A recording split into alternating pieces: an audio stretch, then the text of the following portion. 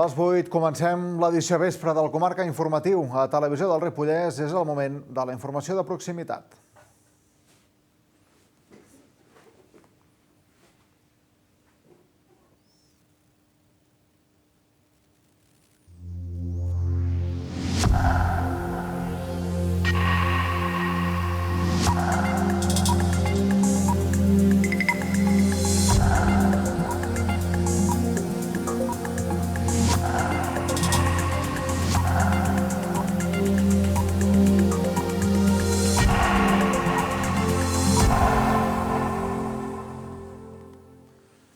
Malgrat les polèmiques, els robatoris van a la baixa. És dimarts, 16 de gener del 2024. Titulars.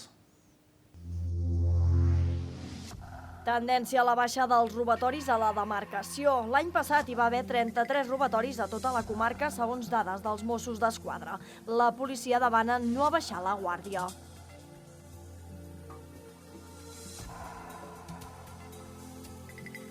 La base de manteniment de Ripoll comporta talls al pas a nivell de la carretera Barcelona, malgrat que els trens no creuen. Som-hi Ripoll demana ajustar els sensors i lamenta que ningú de l'equip de govern hagi presentat una queixa.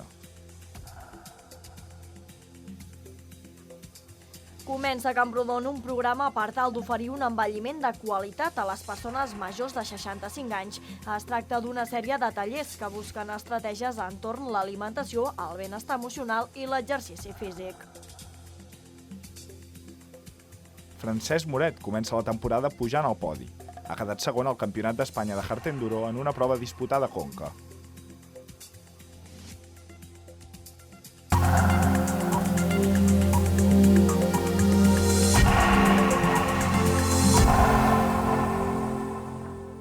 Escoltant, segons quins discursos, sembla que estiguem enmig d'un creixement de la delinqüència. Les dades dels Mossos, però, van en una altra línia ben diferent. A tota la demarcació hi ha hagut un decreixement, un descens del 9,6%, que en xifres absolutes deixa un total de 33 robatoris a domicilis del Ripollès. Tot això, 33 al 2023. Els Mossos atribueixen aquest descens dels robatoris a domicili a la prevenció que estan fent i als robatoris que també no s'acaben denunciant. Des del cos ens recomanen informar sempre perquè així es pot estar més atent a les zones amb molts casos de delinqüència. El Ripollès no és de les comarques que acumulen més robatoris a les llars, però durant el 2023 se'n van produir 33. La xifra del conjunt de la demarcació de Girona ha disminuït i els Mossos d'Esquadra ho atribueixen a les tasques de prevenció que es duen a terme des del cos i perquè molts dels robatoris no s'acaben denunciant. El que més cerquen els lladres són joies, diners en efectiu, aparells d'electrònica i bicicletes d'alta gamma. Les joies últimament és el que més sostreuen. És veritat que hi ha uns lladres que són especialistes en tema de joies i que n'hi ha que saben molt bé a quins domicilis van i són molt directes, i d'altres que aprofiten quan són a dintre que s'enduen les joies, d'acord? Perquè les joies les poden fondre, les poden fer mil coses, són fàcils de poder treure. Els Mossos recomanen denunciar sempre qualsevol robatori perquè d'aquesta manera se'n té constància i es pot fer prevenció. Si posem alarma, sisplau, activem-la quan sortim de casa, d'acord? Perquè hi ha molta gent que es posa l'alarma però marxa i no l'activa. Si sortim de casa, encara que sigui per anar al costat de casa a comprar el pa, tanquem la porta amb doble clau, perquè és molt fàcil obrir. Encara que si tenim una porta de seguretat que ens ha costat un dineral i no la tanquem amb doble clau, és com si no tinguéssim res, com si deixéssim la porta oberta per un lladre. Per mi no, però per un lladre és fàcil. També avisen sobre la cura que s'ha de tenir a xarxes socials, evitant publicar sobre pertinences de valor o períodes de vacances. Som-hi Ripoll demana solucions pels talls del pas a nivell de la carretera de Barcelona que, com saben si són de Ripoll i ho pateixen, s'han incrementat per aquesta nova base de manteniment que hi ha a l'estació i que, com explicàvem la setmana passada, obliga que hi hagi maniobres de circulació del tren i que s'hagin de fer el pont i tallar el pas a nivell encara que no s'hagi de fer servir ni que cap tren creui per la carretera de Barcelona. Aquest fet genera malestar perquè, com els diem, el tren no arriba a creuar el pas a nivell i per això, des d'aquest partit, demanen que es facin les modificacions tècniques oportunes. La formació demana també millores en el procés del desdoblament. Que s'abaixin les barreres perquè passa un tren forma part de la normalitat, però a Ripoll el problema és que el pas a nivell de la carretera a Barcelona s'activa sense que cap tren hi vagi a creuar. Aquest pas a nivell ja suposa retencions importants a Ripoll quan s'abaixen les barreres perquè circuli un tren, i per això des de Som-hi Ripoll demanen que es faci un canvi en els sensors per evitar que s'activin les barreres quan no cal travessar la carretera a Barcelona. No és normal, doncs, és que quan el tren vol entrar a dintre l'estació de manteniment, baixin les barreres i tinguem Ripoll col·lapsat de la manera que ho tenim ara actualment. El tren no fa la intenció de travessar el pont i entrar doncs, al túnel. Per tant, això el que seria és ajustar una mica doncs, els sensors per tal doncs, de que les barreres no baixessin quan el tren no té cap intenció doncs, de baixar, sinó d'entrar cap a dintre doncs, al magatzem.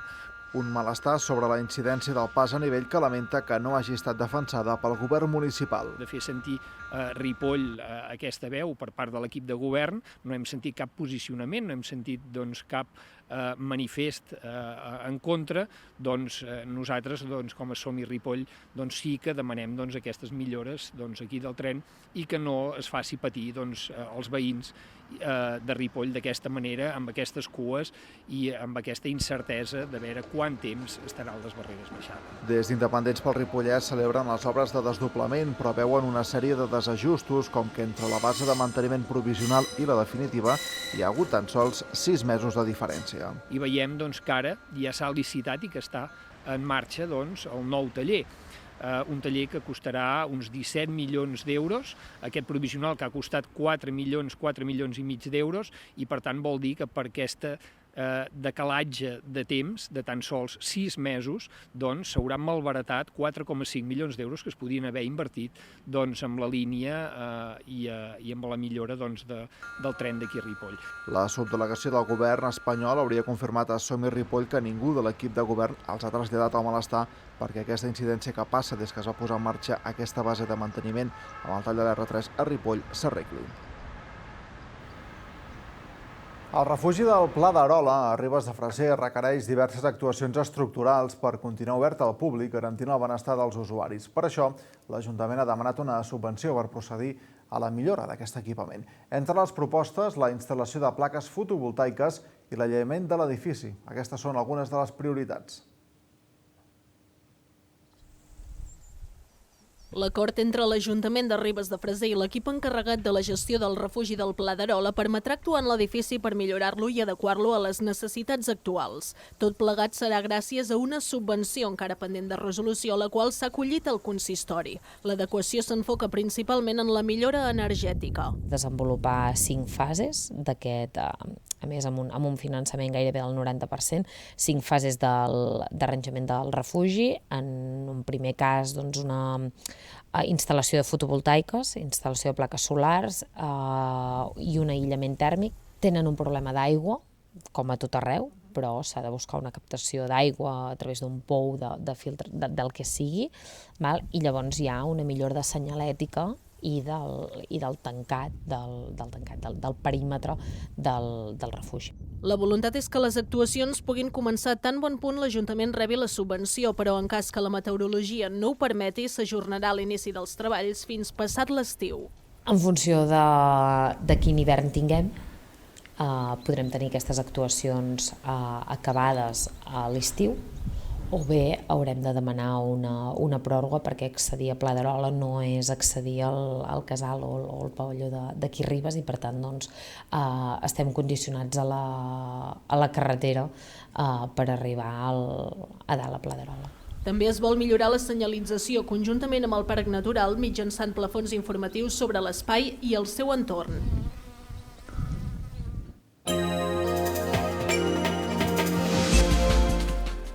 Infermeres de Catalunya recullen signatures per traslladar les seves reivindicacions al Parlament. El col·lectiu porta un mes de vaga i continua fent front a les mateixes peticions, una millora en les condicions laborals i també un reconeixement cap a la professió i les especialitats. La situació de grip ha afectat també el seguiment de vaga a llocs com, per exemple, el Cap de Ripoll. Les infermeres continuen de vaga i asseguren que no l'aturaran fins que no s'atengui a les seves peticions. Ja fa més d'un mes que el col·lectiu reivindica les seves condicions laborals i el reconeixement cap a la professió. Tot això en un moment en què hi ha una manca de personal sanitari, sobretot de metges. És en aquest context on les infermeres es veuen amb l'obligació d'actuar moltes vegades fent feines que no els hi corresponen i, sobretot, sense la protecció que haurien de tenir. Nosaltres estem visitant urgències i resolvent problemes quan realment no estem emparades per diagnosticar, ni per fer baixes, ni per donar medicació. Tot això ho estem fent una mica per falta de metges. Nosaltres no ens neguem. O sigui, això hi ha versions de totes les maneres. Hi ha infermeres que ho volen fer, hi ha infermeres que no volen fer-ho perquè són infermeres i han estudiat una carrera diferent. Les que volem fer-ho, ho volem fer, clar, amb el consentiment dels metges de dir això és una part meva però que volem compartir perquè hi ha molta falta, però nosaltres demanem, si volem fer això, necessitem formació, necessitem un recolzament legal i un reconeixement de professió també. Una altra demanda és el reconeixement de les especialitats. Nosaltres lluitem pels nostres drets, no? Que se'ns equivali, o sigui, som a un i després que se'ns reconegui. Igual que els metges fan un MIR, no? Metge intern resident, infermeria fa el mateix però amb un IR, igual que el PIR dels psicòlegs. És una preparació d'un examen que després et dona, t'obre les portes per fer una especialitat de 2 anys i després poder fer el doctorat. Crec que hi ha una formació bastant important com perquè se'ns reconegui les especialitats. Aquest tercer acord no reconeix l'especialitat. Des del sindicat asseguren que aquesta millora de condicions es veuria reflectida en tots els sentits. Per això, Infermeres de Catalunya ha iniciat una campanya de recollida de signatures per traslladar les reivindicacions al Parlament. Tornem de seguida, com sempre, amb més informació del Ripollès. Fins ara.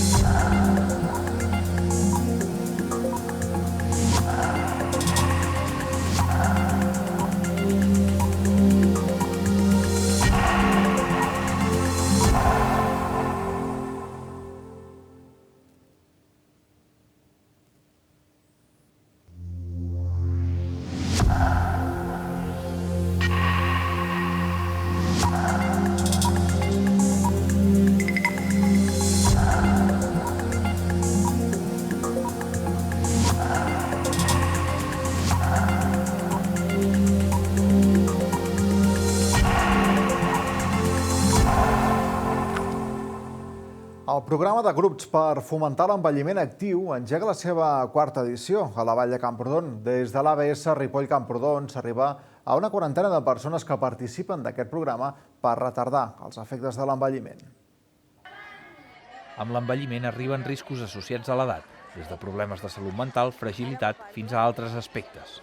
Per evitar tot això, al Ripollès s'hi porten endavant programes de grups d'envelliment actiu. Aquest mes de gener comencen a Camprodon i les persones interessades ja s'hi poden inscriure. Evitar que aparegui la fragilitat o endarrerir-la, el risc de caigudes, que les persones s'aïllin, l'aparició de malalties de salut mental com pot ser la depressió, l'angoixa, també treballar la memòria per prevenir els dèficits de memòria i sobretot això, que es vinculin i que es cuidin perquè és molt important i vivim en una comarca molt envellida i és molt important cuidar de les nostres persones grans. El projecte va començar el 2018 a través de la Universitat Autònoma de Barcelona, que va permetre entrar a un programa transfronterer per prevenir la fragilitat associada a l'envelliment.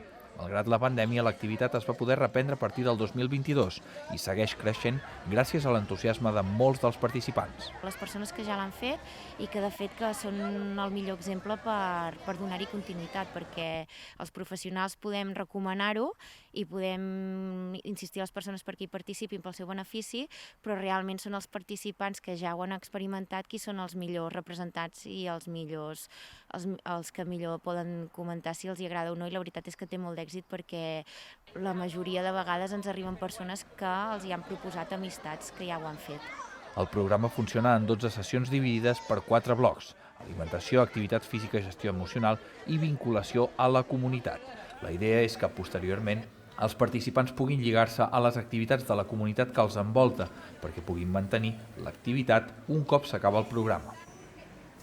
Les festes de Nadal són crítiques per les donacions de sang. Es calcula que durant aquestes festes les reserves baixen fins a un 20%. Aquest fet, juntament amb l'increment de les malalties respiratòries, ha portat el Banc de Sang a fer una crida urgent als donants. Campdevànol s'hi ha sumat, superant, de fet, les expectatives i contribuint també a salvar vides. El nivell de reserves de sang a Catalunya és excepcionalment baix després de Nadal. L'habitual davallada de les donacions en aquesta època s'ha sumat enguany a l'increment de les malalties respiratòries, el qual ha deixat els bancs de sang en una situació precària. Davant d'aquesta situació, des d'arreu del territori s'ha fet una crida a la ciutadania a participar en la marató de donants de sang. Campdevànol s'hi ha sumat i ho ha fet superant les expectatives.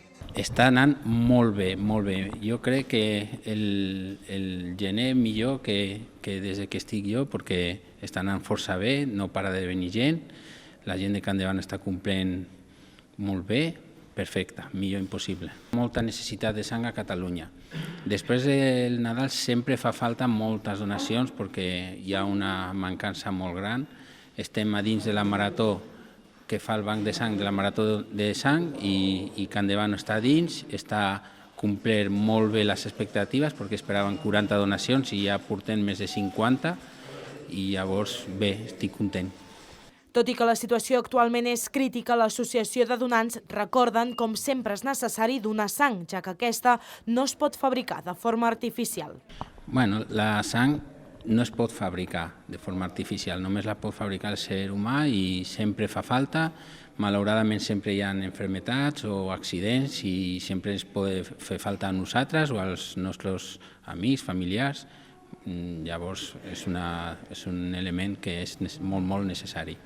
Segons el Banc de Sang i Teixits, al conjunt del país hi haurà 70.000 pacients que necessitaran aquesta sang durant el 2024. Es calcula que per cobrir les necessitats faran falta 260.000 donacions arreu del territori.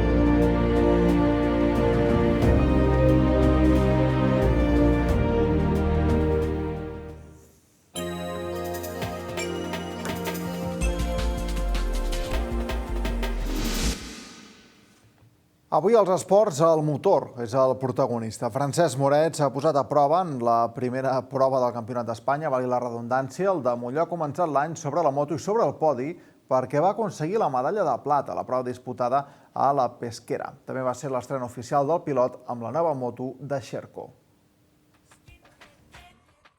Francesc Moret ha començat la temporada pujant al podi. El mollonenc s'ha estrenat en el Campionat d'Espanya de Hard Enduro celebrat a la Pesquera, Conca, en una medalla de plata. Moret ja va aconseguir la segona posició en les qualificacions i això li va permetre ocupar les primeres places en la sortida del diumenge.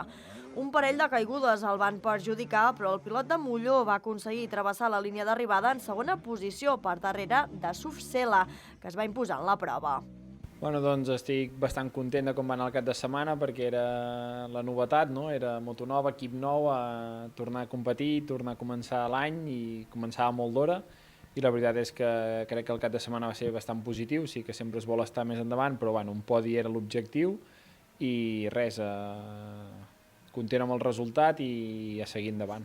En la prova disputada a Conca, Moret va posar a prova per primera vegada la nova moto en una competició.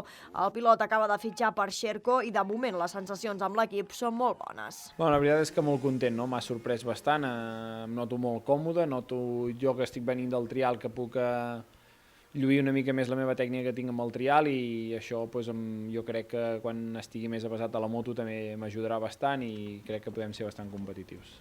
Durant la prova, el mollonenc va patir una enganxada amb una branca que li va provocar una caiguda i, a conseqüència, un cop al genoll, que ja tenia lesionat.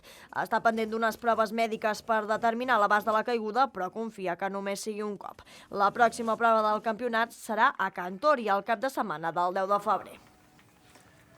Menys de 5 minuts, 5. Això és el que han trigat a exhaurir-se les primeres 100 places de la 52a edició dels 3 dies trial de Santigosa. Els que no hagin arribat a temps es poden apuntar ara a la llista d'espera i entrar al sorteig per la resta de places, un sorteig que tindrà lloc el 26 de gener. Un any més, els 100 pilots més ràpids ja estan inscrits a la 52a edició dels 3 dies trial Santigosa. El Motoclub Abadesa es va obrir inscripcions a les 7 de la tarda d'ahir dilluns i en menys de 5 minuts es van exhaurir. D'aquesta manera s'ha superat el rècord de l'any passat, quan les places es van acabar al voltant dels 8 minuts. El pilot més ràpid va trigar un total de 30 segons a inscriure's i fer el pagament, una dada sorprenent i una mostra més de la bogeria que provoca aquest trial entre els amants del motor, que no se'l volen perdre de cap de les maneres. Ara, els que no hagin entrat dins aquestes 100 places d'adjudicació directa tenen fins al 24 de gener per omplir el formulari i entrar dins el sorteig, que se celebrarà el 26 de gener. En aquests moments, la llista d'espera per participar en el sorteig ja compta amb 120 pilots que volen engegar la moto al cap de setmana del 29, 30 i 31 de març. Un cop se sàpiguen els participants, el Motoclub publicarà la llista de pilots oficials el dia 9 de febrer i aquell mateix dia s'obrirà el període d'inscripcions per als grups de sortida, que es tancarà el 29 del mateix mes. Finalment, el dia 9 de març es penjarà el llistat de dorsals i 4 dies després la llista de dorsals definitius, per si en aquests 4 dies cal modificar alguna cosa. De moment, ja hi ha 100 pilots amb plaça assegurada en la pròxima edició dels 3 dies trial Santigosa, una prova impossible de substituir per als amants del trial.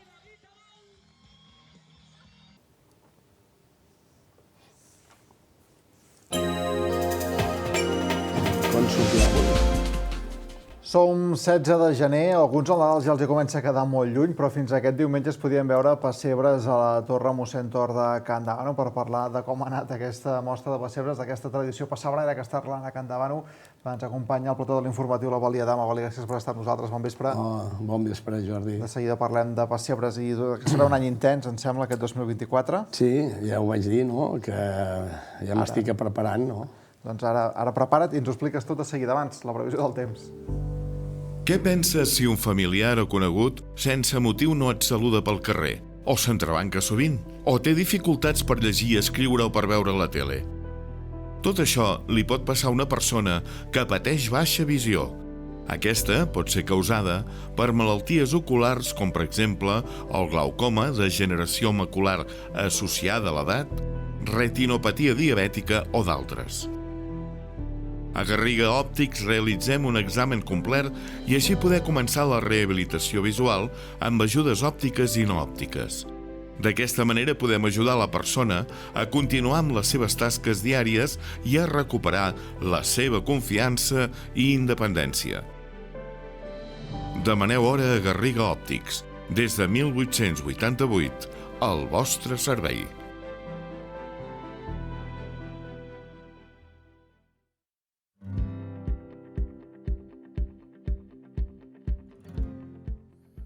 Al llarg de les properes hores, la veritat és que ens haurem d'abrigar més aviat poc, perquè venen vents de ponent força rescalfats. Hola, què tal? I també avisem, aquesta nit no deixeu roba al ras, perquè tindrem un tastet de pluja a moltes comarques per bé que serà una pluja minsa. Fred, que de moment avui ha estat desaparegut, sí que hi ha hagut molts núvols, i aquest fred, doncs, molta gent potser sí que el troba a faltar, i podem dir que el fred porta beneficis. Per exemple, en el cas de les plantes, doncs, es produeix el que es diu la lignificació. Es forma una crosta al voltant de les tiges i dels troncs dels arbres i de les plantes i fa que puguin resistir millor, doncs, per exemple, les plagues i els paràsits. O sigui, ha de fer fred per les plantes, però per les persones també. Mireu, afavoreix la circulació sanguínia, fa que es tonifiquin millor els músculs i allò del lifting natural. Això està provocat per la vasoconstricció. Podríem dir que la vasoconstricció fa que els nostres músculs i òrgans puguin funcionar millor, però en canvi part de la sang doncs, no arriba a l'exterior del cos, per exemple, a la cara, a les mans, i això ens dona la sensació que ens està estirant la pell. És això, la vasoconstricció, coses del fred. Les properes hores de fred intens no en farà, ja diem. De fet, aquesta nit, el que sí que podem dir és que acabarà plovent a tot arreu. Aquest mapa és del dimecres al matí, però aquesta nit acabarà plovent, poquet, però vaja, a gran part de Catalunya, i ja al matí del dimecres el que quedarà és un cel encara força carregat de núvols. Els més importants a la Catalunya central amb alguna boira que no s'acabarà de desfer, del mig Segre aproximadament, i sobretot serà aquí, al Pirineu lleidatà, on encara hi plourà i hi nevarà. Cota alta, 2.200, 2.400 metres. Patiran les estacions d'esquí perquè la neu es transformarà i el vent es començarà a reforçar a Girona, vent de garbí, i farà pujar la temperatura. Mireu les mínimes, en molts casos doncs no baixaran dels 10 o 12 graus. Demà a la tarda no seran 10 o 12, seran 18, 20, 22, 23, 24 graus de màxima. Déu-n'hi-do, per exemple, a Figueres, Girona 22, 21 a Barcelona, 20 a Tarragona, 23 a Amposta i també a les comarques de Ponent puja la temperatura respecte a avui, a Lleida 14 graus. La tarda quedarà amb cel emblanquinat, com ha passat aquest dimarts, estones de cel més gris i sobretot aquí, al Pirineu lleidatà, doncs continuarà plovent i nevant a cota de 2.100-2.200 metres. I venen canvis de situació. En vista el dijous, no gaire, però sí el divendres. El dijous el que farà és bonança i vent, i el divendres arriben núvols, amb algunes nevades al Pirineu i pluges que s'aniran escampant per moltes comarques. N'estarem pendents. Que vagi molt bé.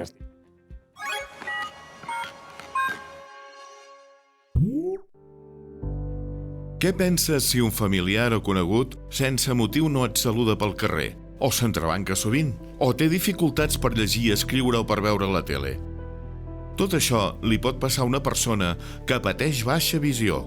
Aquesta pot ser causada per malalties oculars com, per exemple, el glaucoma, degeneració macular associada a l'edat, retinopatia diabètica o d'altres. A Garriga Òptics realitzem un examen complet i així poder començar la rehabilitació visual amb ajudes òptiques i no òptiques.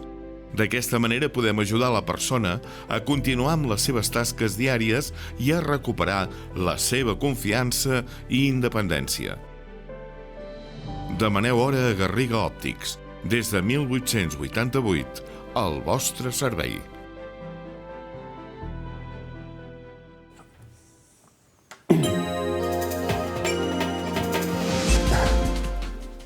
Al Comarca Informatiu parlem ara de pessebres, perquè hi ha hagut... Això se sol fer més cap a l'inici, quan ve Nadal sempre fa més il·lusió parlar de pessebres, però realment hi ha una feinada al darrere important i un dels epicentres pessebraires que tenim ara mateix a casa nostra és a Can Davano, és a la Torre Mossèn Tor, on s'han pogut veure fins aquest diumenge una gran quantitat de pessebres. Per això ens acompanya el president de Can Davano Cultura i Compromís, l'Avalí Adam. Gràcies per estar amb nosaltres, Avalí. Com ha anat aquesta mostra pessebraire? Bé, vull dir, abans d'ahir va ser l'últim dia, no?, de la trajectòria aquesta del pessebrisme de Nadal, no? Estic content. Un any més, la tercera mostra, aquest any que ve farem la quarta, i estic content, perquè no saps mai a veure la quantitat de gent que et pot venir a visitar, no? Però estic content perquè hem arribat al límit del promís d'unes 3.000 persones, no? Estic content perquè, a pesar de la comarca, el ditxós grip, el ditxós grip que es té de parlar, és que a vegades és curiós que en dies senyalats com són aquests, que hi hagin aquests virus, que es van ajuntar 3 virus, i llavors la gent no ha estat, la majoria de gent, no estava per pessebres, capacitats per pessebres, no? Per la qüestió és estar-se a casa, a més el fred que feia i tota una cosa i una altra. Però, bueno, a pesar de tot... 3.000 són 3.000. Can Davano el sou... Bueno, han vingut gent de fora, també, molta gent de fora, també, eh? Vull dir, però, bueno, tant estic content dels de Can Davano com la gent de fora, perquè tothom, ja et dic, i a més, al poble de Can Davano hi ha hagut molta passa, Llavors, la gent, quan tu no et trobes bé, costa molt d'apropar en un lloc d'aquests, no? El pessebre ha arrelat, Avalí, per això? Sí. Està arrelat ja, això? Està arrelat. Perquè ara em dius que ve una quarta, per tant, entenc que sí. Sí, home, que està arrelat. I hem de fer un esforç molt gran perquè es acabi d'arrelar bé. Perquè aquest any hem fet una part d'uns 10 fragments. L'any passat i el primer any, els 2 anys anteriors, eren diogrames. Aquest any hi ha hagut uns 10 fragments i, a més, tot pessebre popular. Per donar una mostra de què era el tema de pessebres, que no tot és un sistema de pessebre, no? I ho he fet una mica perquè la gent estés mentalitzat i capacitada per veure com els diferents estils i diferents artistes, no? L'any que ve serà diferent, no? Però l'any que ve també serà tot pessebre popular. Per què? Perquè els nens han disfrutat molt, perquè han vingut totes les escoles, també d'aquí a Ripoll, el MAP, la gent de parelles artístiques, de salut mental... En fi, tota aquesta quantitat de gent han disfrutat molt. I això és la meva il·lusió, que la gent vingui i disfruti. Perquè, al fin i al cap, tot això, Jordi, ja ho pots comprendre, porta molt sacrifici. No està pagat. No, home, no, perquè aquest any, a més, aquest any vaig voler donar una mica d'oportunitat a la gent, inclús gent de fora i gent del poble, doncs que pogués gaudir del dilluns al diumenge. I això, saps què vol dir? Un sacrifici brutal. Si cobrés 6 hores aniria fantàstic, aniria pebrots, però no és aquest el cas. I llavors què passa? Doncs des del 2 de desembre, que vam inaugurar els pessebres, fins abans d'ahir, del dematí a les 11, fins a les 8 del vespre, hi ha dies que he marxat a les 9 i un quart de 10, hòstia, és pesat. És pesat. Si va vinguent gent, et distreus. Però hi havia dies que prou feines venia gent. Però, aquest any vaig comprometre'm que l'any passat la gent venia entre setmana, que podia venir entre setmana i estava tancat, doncs vaig voler donar opció de dilluns a diumenge. I et deia que estava arrelat perquè ara mateix, com si la Torre, mossèn Torre, no portés feina, neix una associació, o vols que neixi una entitat relacionada amb el pessebre a Can Davano. Sí, neix una altra associació, que és l'Associació de Pessebristes de Can Davano, estic esperant a unir, ja tenim els estatuts i això, amb un equip nou, per tirar el món del pessebre endavant. Per què? Perquè quedo parat que aquest any, altre cop, arreu, tots són gent gran. Llavors, també el departament de la Federació Catalana i el de la part a nivell europea, el president de la Federació, o sigui, de la part europea, també em va apretar molt perquè de vir cap aquí no hi ha cap associació de pessebristes, està una mica negre, o sigui, m'ho van ensenyar, tot fosc, llavors em van pressionar bastant perquè poguéssim muntar alguna. Però com que no sé què fer, esclar, va, som-hi. Però llavors aquest any vull tirar-ho molt endavant. A nivell, com vagi a fer un taller a les escoles de la comarca, aniré totes, i vull que torni com jo era petit, perquè quan s'amiguin les festes de Nadal, que la gent faci pessebres a casa seu. Llavors, que la gent m'escrigui, m'anota i em faci un petit vídeo, perquè hi haurà bastants premis, molts premis, perquè els nens puguem gaudir dels grans artistes que aniran pujant al món del pessebre. Perquè hi ha gent que hi creu. Hi ha gent que no hi creu. Això hem d'acceptar-ho. Ara bé, no deixa de ser una maqueta. Una maqueta en quant a pintura, en quant a producció, disseny, pintura, creació. Tot això és impressionant, no? Aquesta nova entitat de pessebristes de Can Davano, aquesta associació, és qui organitzarà la mostra i tindrà tota aquesta funció pedagògica, d'alguna manera, que no es perdi aquest talent. Sí, que no es perdi. Que els nens, a casa, tranquil·lament, que facin el pessebre, sapiguent que el portaran exposar a la comarca. Ja m'han vingut gent de Planoles, gent de Queralbs, gent de Ribes, de Ripoll, llavors sí convé Camprodon, però no a Can Davano sol. A nivell de la comarca, llavors em passaran un petit vídeo del que és el pessebre i llavors analitzarem. Però no l'analitzaré jo, analitzaran els grans professionals, aquesta gent de 80-82 anys que han estat professors a la universitat, que han vingut aquest any, i l'any que ve continuaran vinguent. I aquesta gent se m'han ofert per venir.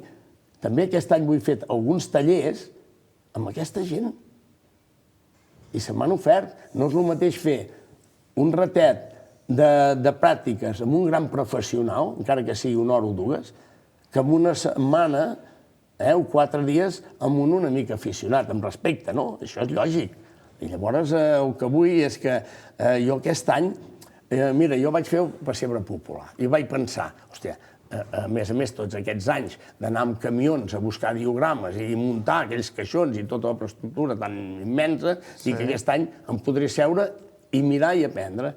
Però no ha estat així, perquè aquesta gent gran no ha pogut pujar les escales i els tamborets i això. Llavors em van dir, oita Bolit, portem tot aquest arsenal de figures, figures de col·lecció, figures brutals, doncs m'han anat ajudant i jo anar composant. I esclar, imagina't tu, 6 setmanes, del dematí a 2:15 fins al vespre o a 1, i a vegades marxava 1:45, però ells marxaven allà a 2:15, jo anava adelantant feina. Clar, m'han format de tal manera que jo també podré ensenyar el món d'aquest, però ja em havia agradat, ja em havia fet de petit. Doncs ara imagina't estar tot aquest temps al costat d'aquesta gent muntant pessebres. Ara d'això en diuen masterclass en anglès, d'aprendre d'aquesta manera. Sí, tu, si ho dius així ja m'està bé, no? Ens queda un minut de temps només, però el 2024 és un any intens, ho dèiem abans, perquè és el centenari de la Torre. Un minut, Balí? Sí. Passaran moltes coses? Passaran moltes coses, perquè és un centenari que no es fa cada dia, un centenari. A més, la Torre Mossèn Tor és de les